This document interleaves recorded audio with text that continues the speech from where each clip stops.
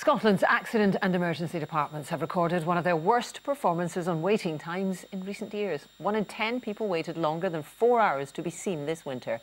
Well, our health correspondent Eleanor Bradford joins us now with a breakdown of the figures. Eleanor.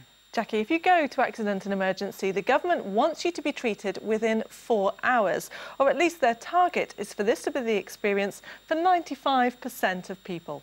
But figures released today suggest that in Scotland as a whole, 91% of people were treated in that time, a joint record low.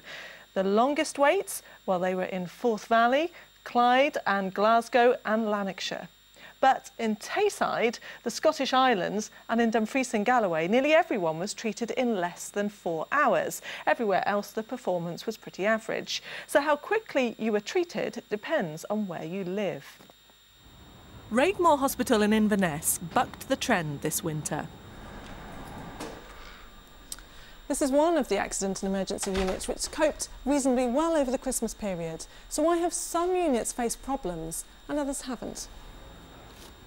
First, winter is not the busiest time in terms of sheer numbers.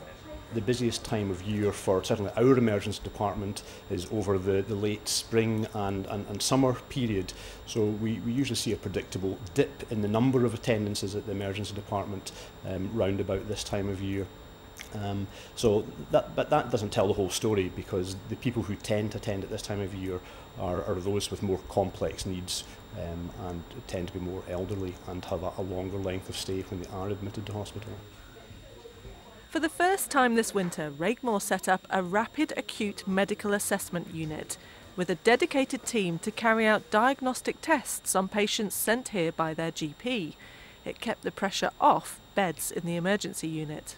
We know that we can operate most effectively as a hospital when we have beds available. So if we don't have beds available into which to admit patients, then things begin to stack up in the emergency department and causes pressures and increases waiting times there. So if we were able to keep our beds available as far as possible, then that helps these pressures. And the single biggest thing that would help this department perform better? More care home places.